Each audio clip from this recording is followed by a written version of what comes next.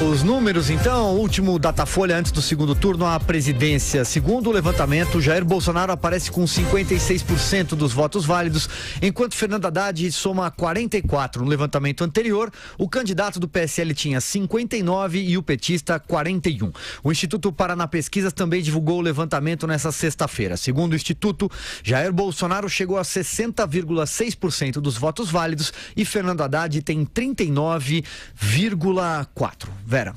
Pois é, o Datafolha é a pesquisa aí que causou mais burburinho dessas todas, porque é a que mostra a distância menor entre os candidatos, né? Nessa pesquisa eles têm 12 pontos de diferença ante 18 da semana anterior, então teria um encurtamento de 6 pontos. E diferentemente do Ibope, que mostrava uma diferença em números válidos, com o Haddad crescendo nos votos válidos, mas não no total de votos, nessa pesquisa há uma movimentação em vários segmentos de queda realmente do Bolsonaro fora da margem de erro e crescimento do Haddad também fora da margem de erro. O Bolsonaro teria perdido fôlego nos segmentos que lhe são mais favoráveis, os mais ricos e os mais escolarizados, o que poderia levar a uma análise de que ele teve o efeito das falas dele próprio no dia lá da Paulista e da divulgação da fala do filho de junho, que veio também nesse fim de semana.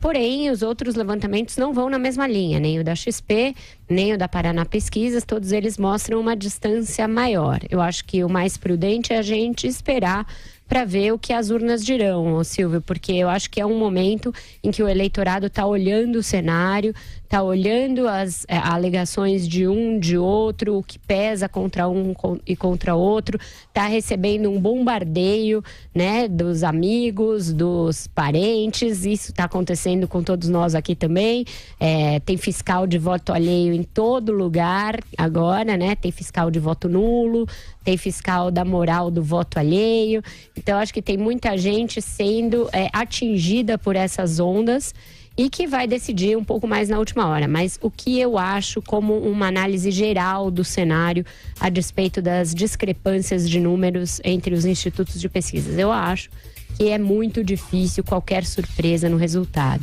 Porque a gente não tem uma onda contrária ao Bolsonaro. A gente tem que olhar os dados gerais da eleição, os signos dessa eleição. Os signos dessa eleição são de um eleitorado que resolveu votar por mudança, por uma ideologia de centro-direita e por uma pauta conservadora. Isso não mudou. Por mais que o Bolsonaro tenha tido arranhões aqui e ali, ou por não ir a debate, ou pela sua retórica mais inflamada, ele pode perder na franja aquele eleitor que não estava com ele no primeiro turno, ia com ele meio a contragosto para votar o PT, para votar contra o PT.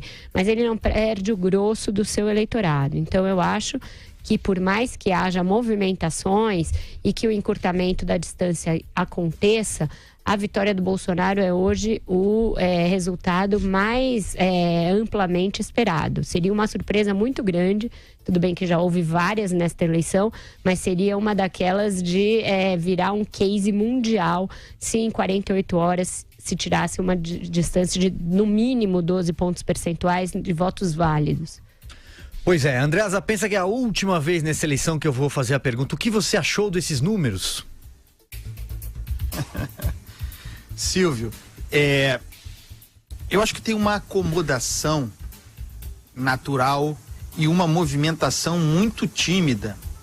No caso do Datafolha, esse movimento modesto para além da margem de erro. Muito pouco que fosse capaz de alicerçar a ideia que é propagandística e faz parte desse momento, da parte do Haddad, de que há uma virada, uma onda, um crescimento em curso. Não consigo ver. O dado importante para mim, para além daqueles altos índices de consolidação de voto, de certeza de voto, são os números de rejeição. O Fernando Haddad tem no Datafolha 52% de rejeição. Mais da metade, um número indicativo, obviamente, de sua impossibilidade de vencer essa corrida eleitoral. Esse, para mim, é um dado muito importante. Então tem a propaganda, faz parte. Tem a militância, está na rua, a tentativa de encurtar a diferença. Encurtar a diferença é combustível para a narrativa lulopetista. Perder de menos. Mas imaginar, no modo como essa campanha foi conduzida, a capacidade resistente do Jair Bolsonaro, os pilares dessa campanha, a Vera fez referência a alguns deles. A questão da segurança pública, sem dúvida nenhuma, o sentimento anti-lulopetista, o sentimento anti-establishment, esse voto conservador, difuso, contra uma agenda que não é representativa do povo brasileiro de modo geral, tudo isso continua. E é o Bolsonaro quem encarna, quem é o receptáculo disso, independentemente de sua figura pessoal. Ele virou uma representação política, um fenômeno, como eu disse aqui, um fenômeno reativo, um fenômeno eleitoral reativo. Não importa, porque essa campanha eleitoral foi plenamente reativa. Irracional mais do que a média, plenamente reativa. E lá estava o Jair Bolsonaro num lugar para onde a consciência social do brasileiro mudou, né? Se transferiu, se moveu. A demanda do eleitor foi para o lugar onde o Jair Bolsonaro estava. Então, muito difícil que haja uma virada nessa reta final. Seria muito mais do que uma surpresa. Agora, insisto, a diminuição da diferença é importante. Não apenas para o Haddad, mas para a saúde do nosso sistema político. Para que o Bolsonaro, vencedor, entenda que ele foi eleito para presidir um país em certo sentido, eleitoralmente dividido, para que seja lembrado de que será presidente também desses que foram seus adversários na eleição. Que não estamos elegendo um rei, estamos elegendo um presidente da República num sistema democrático. E acho que isso está dado, acho que isso está entendido. Vamos olhar para o amanhã. É isso, também acho que seria muito difícil, Joel. Não, pensar numa virada agora, realmente, assim, viola qualquer probabilidade minimamente razoável que a gente tenha. Os votos indecisos ou que eram nulos e brancos mais fáceis de virar para o Haddad provavelmente foram virados agora. Cada novo voto, cada nova tentativa é um pouco mais difícil. A gente estava um pouco menos tendente a votar no Haddad. A não ser que se crie um clima de virada, que definitivamente também não se criou, é muito difícil pensar em todo mundo fazendo essa transição. Concordo com o Andreasa, para mim foi bom o Bolsonaro não ter vencido no primeiro turno, porque já colocou ele na obrigação, na exigência de disputar um pouco mais e de não chegar aclamado à presidência da República. É bom também que a diferença diminua, porque lembra ao presidente que, olha, grande parte da população não está aderindo aí à sua proposta e, portanto, você vai ter que governar, inclusive para pessoas que não pensam como você. O que explica essa possível, não está nem certa ainda, né? Porque um instituto deu uma subida do Haddad e outros não deram. Mas o que explicaria uma possível subida do Haddad agora? Teve os vídeos do filho do Bolsonaro que surgiram e que com falas assim radicalmente e frontalmente antidemocráticas, pode ter sido uma coisa. A fala do Bolsonaro nos protestos de domingo, também falando em varrer os vermelhos, falando em banir ou prender quem é oposição a ele, também pode ter tido um peso.